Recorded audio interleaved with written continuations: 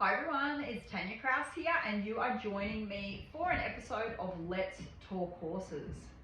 So a topic that comes up pretty often when I'm out and about in our horse community, whether it's at a clinic or at a show or at a local saddlery, something that I hear a lot of people talk about and a lot of people struggle with is rider confidence. Often it's related to maybe an accident that's happened or an experience that we've had around our horses where we felt unsafe, and so this has now developed a confidence issue. And unfortunately, the way that confidence works is that we're either getting further away from riding. So I see a lot of people, unfortunately, who start to develop a bit of a confidence issue, and they get further and further away from riding. So it goes from one day, I'm not going to ride today, to the next day, I'm not going to ride, I don't have time, to the next day, the wind's a bit blowing, I'm not going to ride, etc., etc. So that's not to be confused with us reading the room and feeling, I'm not going to ride today because I don't feel safe to ride or whatever, which is perfectly fine, and we're going to talk about that. But confidence, it's kind of like it's something that you feed.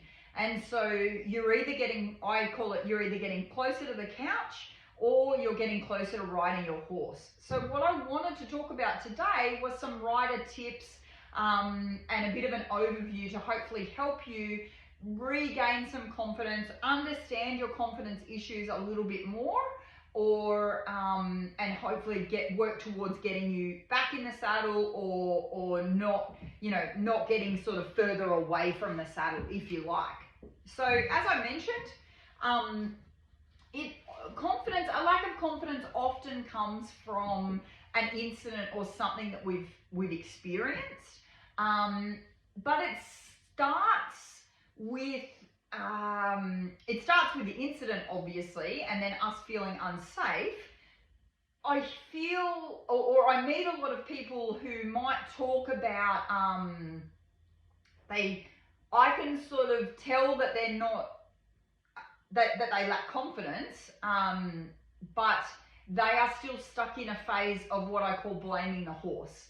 So, I'm not going to ride today, he's a bit fresh. I'm not going to ride today because last time he put his ears back when I asked him to walk. I'm not going to ride today because of X, Y, Z. And again, it's not to be confusing actual things that are going to keep us safe and assessments that are going to keep us safe, but it's more about us understanding that if we live in a position of blaming the horse, we're not actually acknowledging, I don't feel safe, or I am a little bit frightened, or whatever it is. If we're stuck blaming the horse, we start convincing ourselves that the horse is the issue. We start convincing ourselves that, if I didn't have this horse, I would be riding.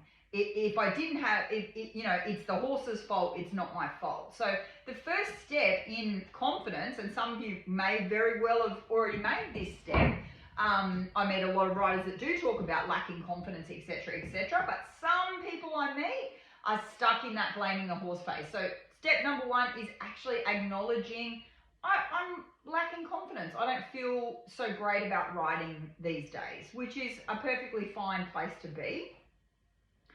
It can feel a little bit confrontational to us though, especially if we have been the type of person that is usually really bold. I meet a lot of people who have maybe been in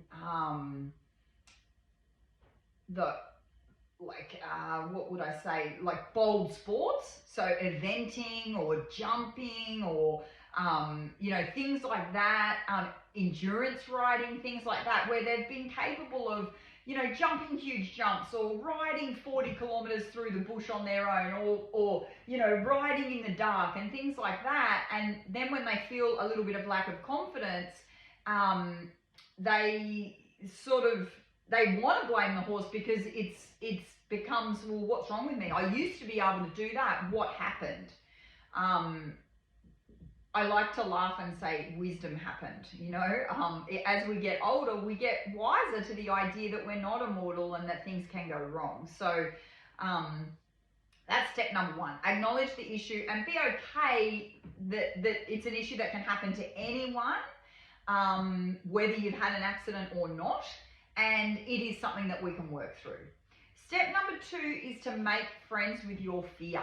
So fear is often something that we've been conditioned to believe that it's something we should be ashamed of.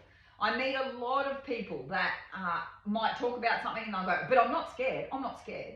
And it's because we've been conditioned to think that that's embarrassing or shameful or that we shouldn't be frightened of something. Fear is the thing that keeps you safe. Fear is your intuition. Fear is your body's way of saying, be careful, be cautious. So I myself, and I teach my students to make friends with your fear. Hello, fear. Thank you for being here. Thank you for keeping me safe. Let's have a look at the situation and see if you actually need to be here, or if I've just been allowing you to be here a little bit too often, and so now I'm getting used to you being here. But make friends with your fear. The more you keep trying to push it away, the worse this cycle is going to be. Number three, be kind to yourself. Those feelings of embarrassment, shame surrounding fear are also can lead us to being really unkind. Oh, it's so stupid that I'm scared. Oh, I used to be able to do this and now I can't. Oh, there's something wrong with me, etc., etc. We don't need to do that. It's important that we remain kind to ourselves in our words and our actions. Number four is a reality check. Okay, sometimes it can be a little bit challenging to undertake a reality check, and a reality check can be done in a couple of different areas. Reality check number one, my skills. Okay, I'm not 18 anymore. I'm not 25 anymore. I don't necessarily have the skills to be able to jump 1.20 m bareback. Okay, it doesn't, do I miss being able to do that? Do I miss being able to jump really high bareback or gallop down the beach, doubling someone else on my horse and in, a group of 10 horses or whatever? Of course we miss those things. But the things that we used to be able to do when we were 18 and 20, we can't necessarily do them anymore because as I said, wisdom kicks in. We've got a mental wisdom that comes and says, you've got responsibilities now. Maybe you've got a mortgage that you need to pay. Maybe you've got kids that you need to look after. So it's a very real thing to mature and start to realize that risk taking at the level that we used to do it as an 18-year-old is not, it's not conducive to the people that we are now. But what we have to realize is that there are also things that I can do now that I couldn't do when I was 18. Okay, so as we mature, it's just about understanding I might not have that skill level. When I was 18, I was a different weight. I was a different physical level of fitness. A lot of people, I haven't had kids personally. A lot of people at 18, 20, you didn't have kids. Yeah, your body's completely different now. Your responsibilities are different. Your body's different. Your physical capabilities are different. So sometimes we do need to take a bit of a reality check and say, should I be riding a 2 or 3-year-old? Should I be riding a green horse? Do I need to be trying to jump 1 meter anymore? Am I going to the Olympics? Am I, and many do. I know plenty of, 50, 60-year-old people that are out there still doing amazing eventing or show jumping or whatever. I'm not saying you get to a certain age and you have to give up. But what I'm saying is if you did something when you were 18 or 20 and then you took a 20-year hiatus away from it to have kids, don't expect to return to it with the same vigor that you once had. It's just not realistic. So a little bit of a reality check in regards to our skills, our capabilities, what is reasonable for me to be doing now. You know, like I said, do I need to be breaking in horses? Do I need to be riding 2-year-olds? Do I need to be show jumping significant heights? Those sort of things. The other reality check that we might need to take is a reality check about our experience. So it sounds kind of funny, but I meet a lot of people that might have had an accident a year ago, 2 years ago, 5 years ago, and it becomes a part of who they are to such an extent that the older they get, the bigger the fish, the more significant the accident, the more treacherous it was, the more they nearly, they had a brush with death.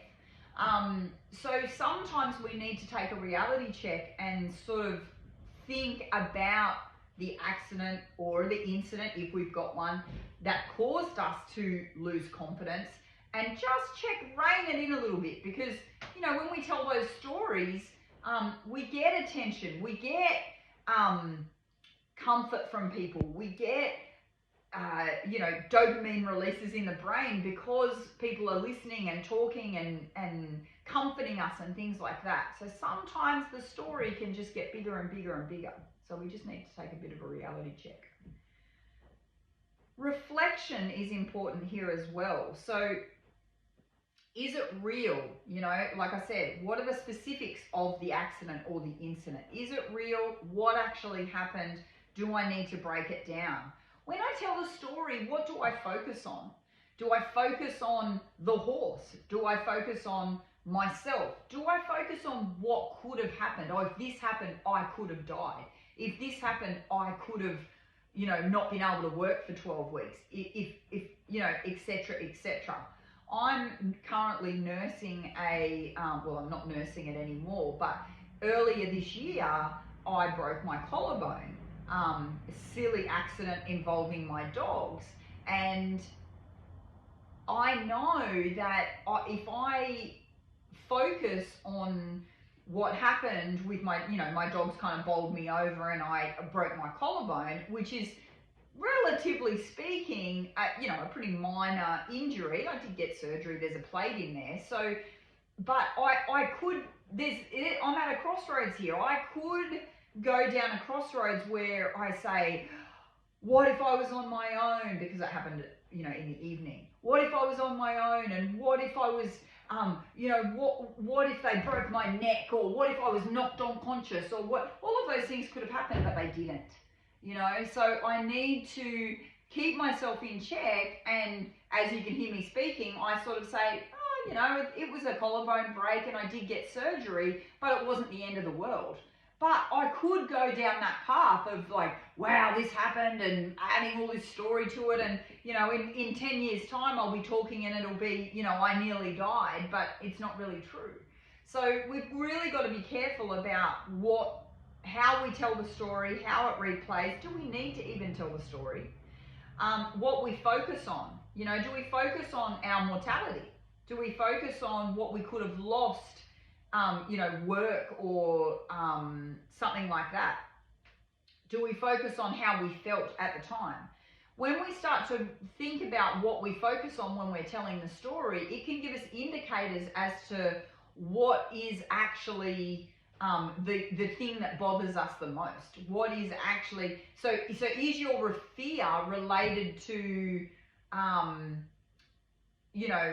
let's say you talk about, I nearly died. Is your fear related to that you wouldn't be around to look after your kids? Is your fear related to, I might have really hurt myself and been laid in hospital for 12 weeks. Then I couldn't have worked for 12 weeks and I might not have been able to pay my mortgage. So is your fear related to work and not being able to work and pay the bills? Is your fear related to pain? I could have done this and that would have been, is it the pain that we're afraid of? And once we start to understand what we're actually focused on and therefore what is the most important thing to us, then we can start to deconstruct the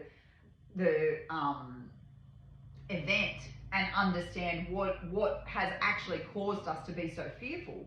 And maybe if it's something like, I was worried that I wouldn't be able to work for 12 weeks and pay my mortgage, then maybe the solution to that is having enough savings in the bank to be able to take time off work if I was to get injured, having that emergency fund. So maybe it's not related to that horse riding accident at all, but it's actually related to us being ill prepared for, an event that is unexpected. And then we can start to understand whether it's about the horse or not, because sometimes that fear and all of that, not being able to pay the mortgage, now gets pushed onto the horse as a horse riding accident, and then it gets translated into I'm scared of riding the horse, when in actual fact we could have a car accident and not be able to work for 6 weeks. So we could trip over like I did, trip over my dogs, and I had to take a little bit of time off. Luckily I can still coach sitting down, so I wasn't able to ride. So, it's little things like that. If we just pull that thread and go a little bit deeper, it'll give us a little bit more of an understanding of where the fear is actually coming from, and how I can help dissipate it.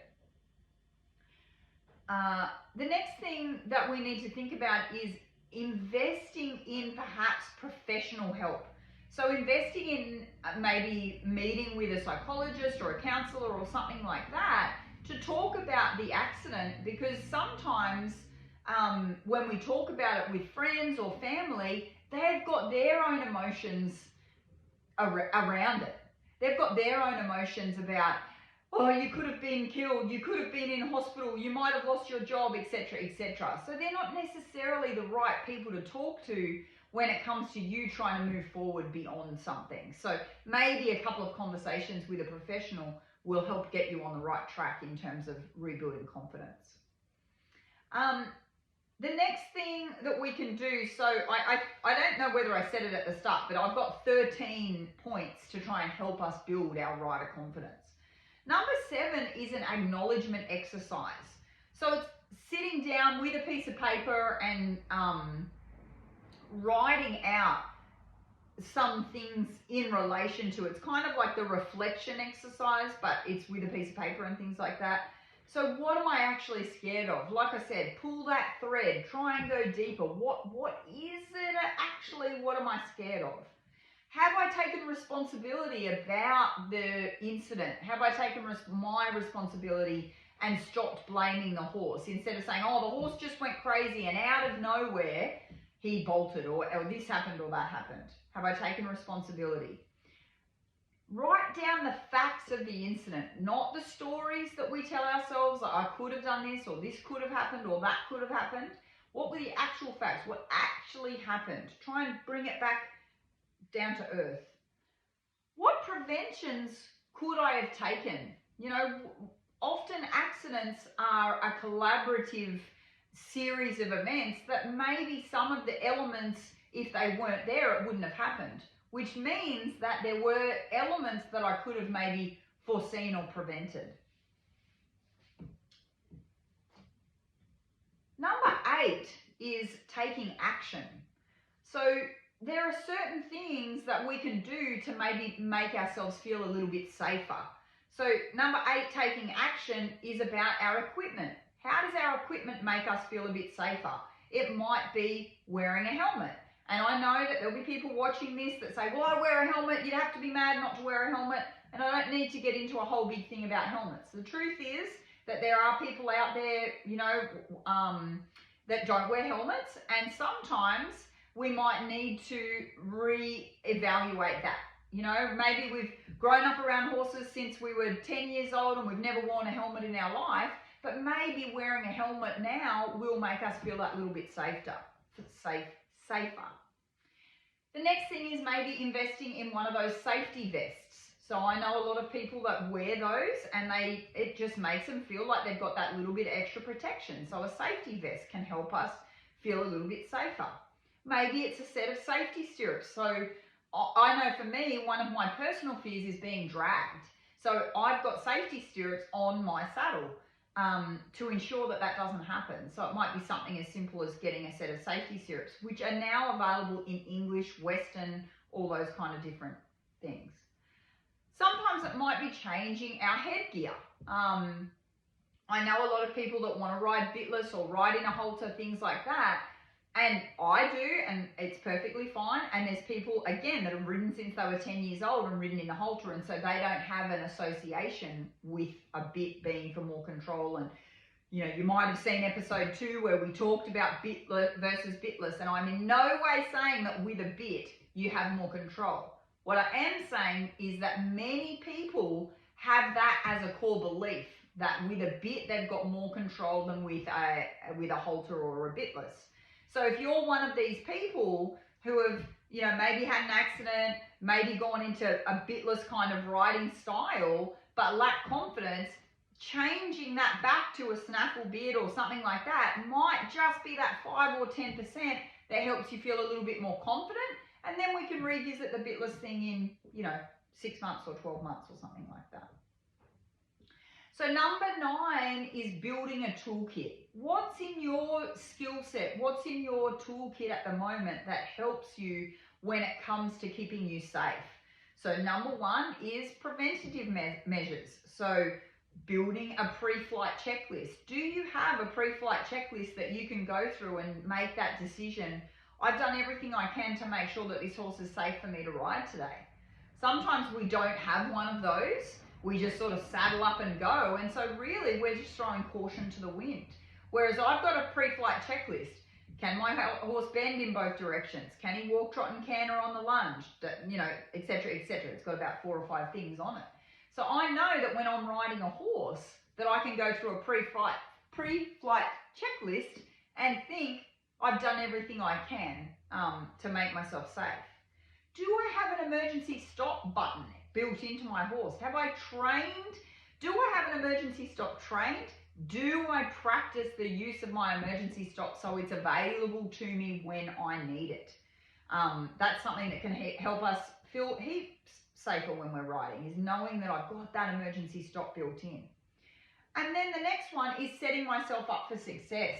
So maybe at the moment I will feel better about riding in a round pen or riding in an arena, and that's okay. I don't have to go out on a trail with 20 of my friends. I might want to do that, but if I don't feel confident to do that, then instead of not riding at all, then ride around in the round pen until I feel safe enough to come out into an arena. Ride in an arena until I feel safe enough to come outside and build it. Number 10 is keep learning and training. So invest in a professional coach or go to clinics, read books, watch DVDs, whatever it is. Try and stick to the same kind of thing. I see a lot of people, or I meet a lot of people that might have seen things on YouTube and they subscribe to all these different training things, and they're kind of, you know, what would be the word? They don't complement each other.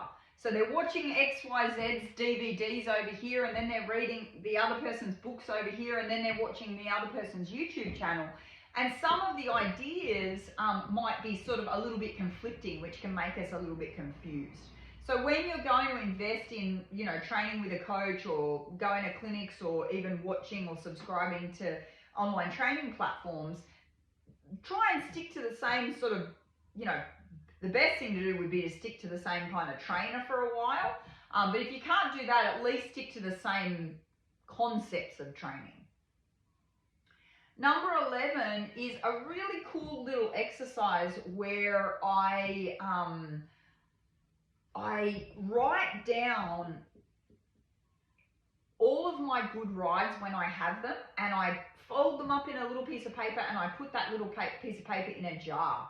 Because what our brains can do, we can have 10 good rides, and we can have one not so great ride, and our brain will fester on that not so great ride. Our brain will go, oh, but we'll have a really good ride, and our brain will go, oh, but remember last Tuesday when he spooked at that plastic bag? I have people do it at clinics all the time. I'll say, that was fantastic, and they go, oh yeah, but the other week he spooked at XYZ. And I go, but right now you just had something great and you're dismissing it because you're focused on that.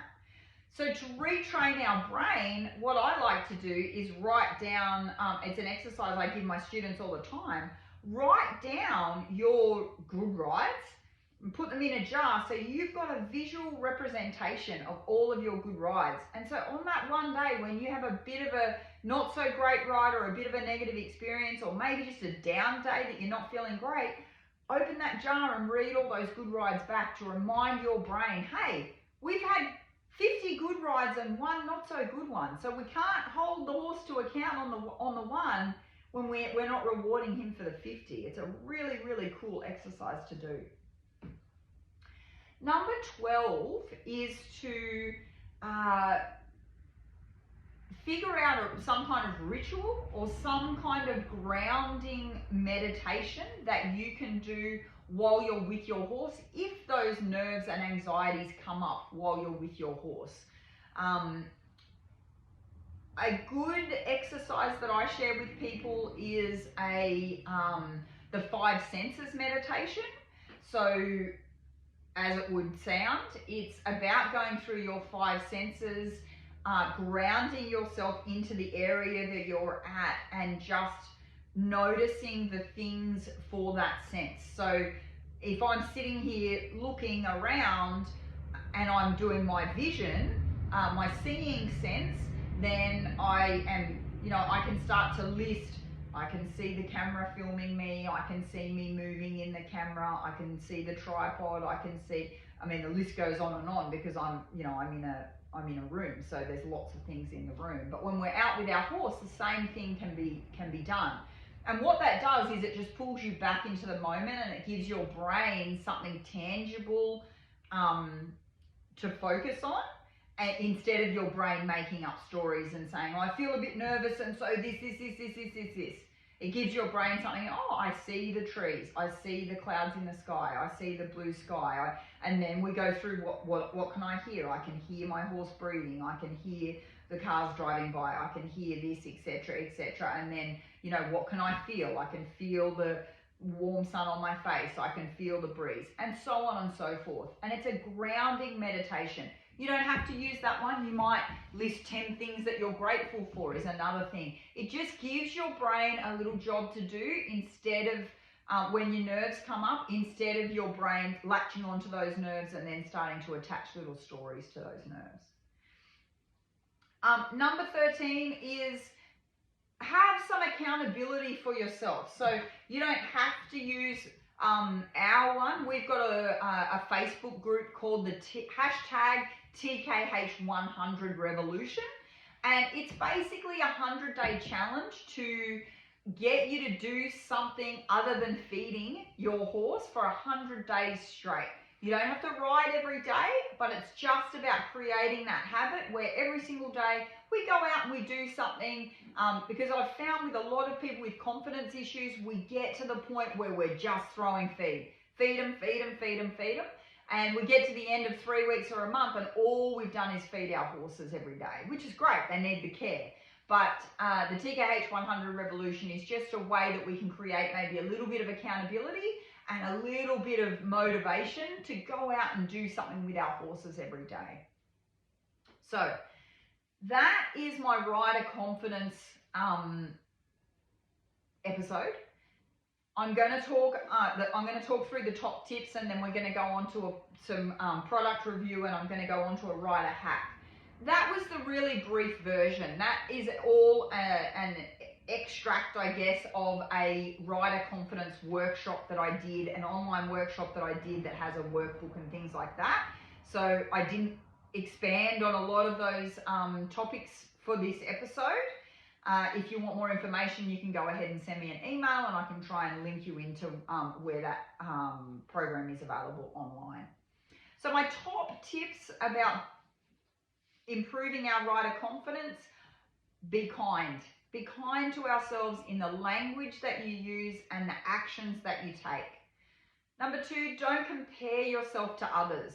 It doesn't matter where anyone else is in their journey. What matters is where you are in your journey, and it's okay where you are. Everybody starts somewhere, everybody gets to somewhere, and we can just move forward from here.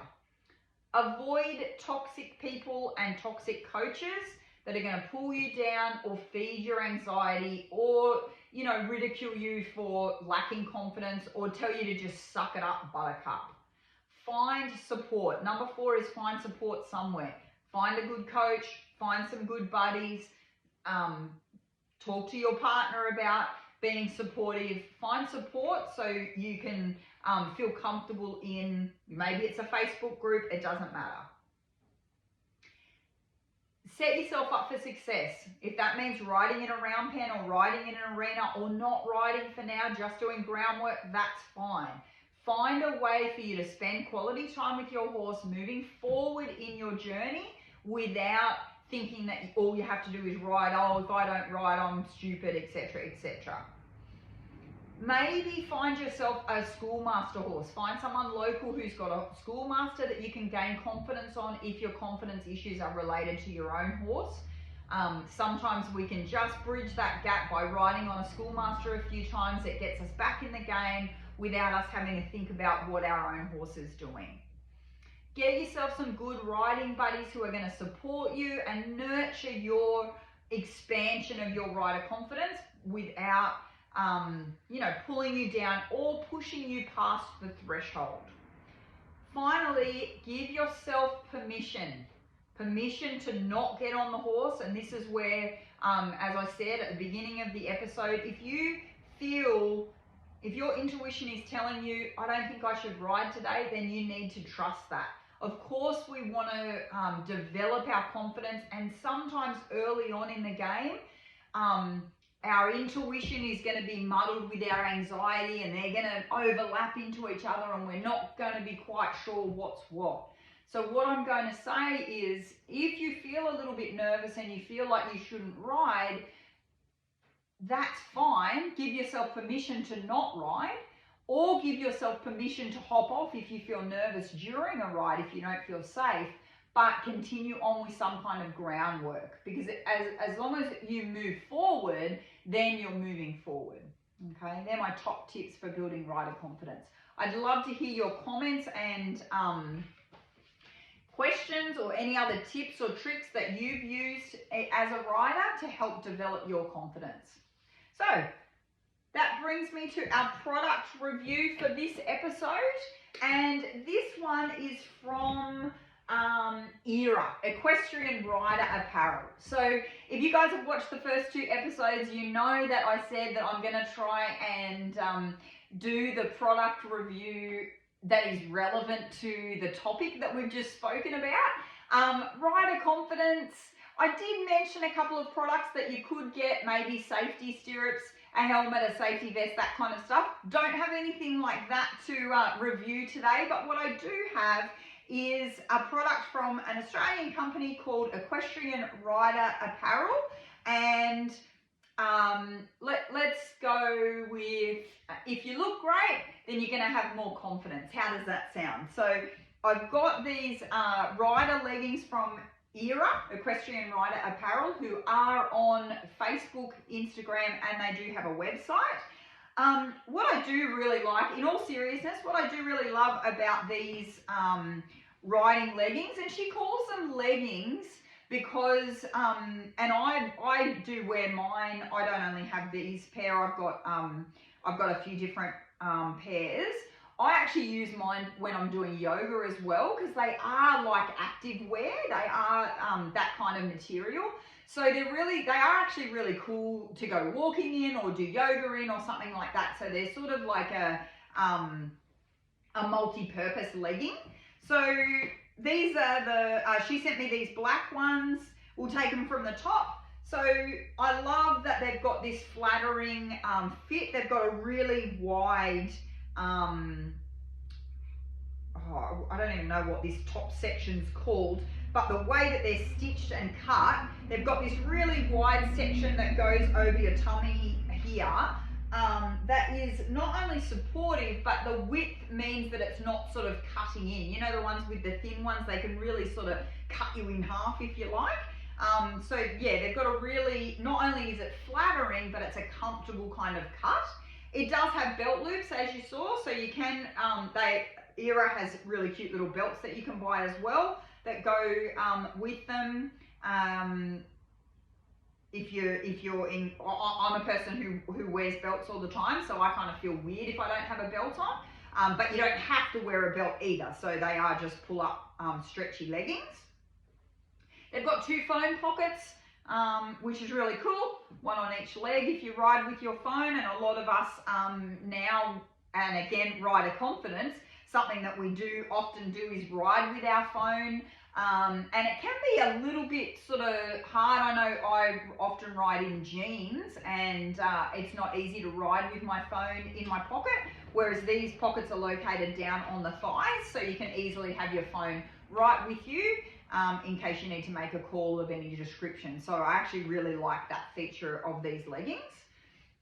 They also have a gel, like a gel grippy seat through them. So they're really cool. I don't know whether it's gonna, yep, it is gonna pick them up. So see, they're really discreet. Like they don't scream sticky bums, which is the kind of joddies I used to have when I was a kid. They don't scream sticky bums, but they are all little individual gel sort of grippy pads, which are going to help you to stick to the saddle a little bit. So that's a really cool feature of these leggings. And as I don't know what happened there. So we've got the era leggings, flattering and comfortable cut, belt loops, phone pockets, gel sticky butt bits,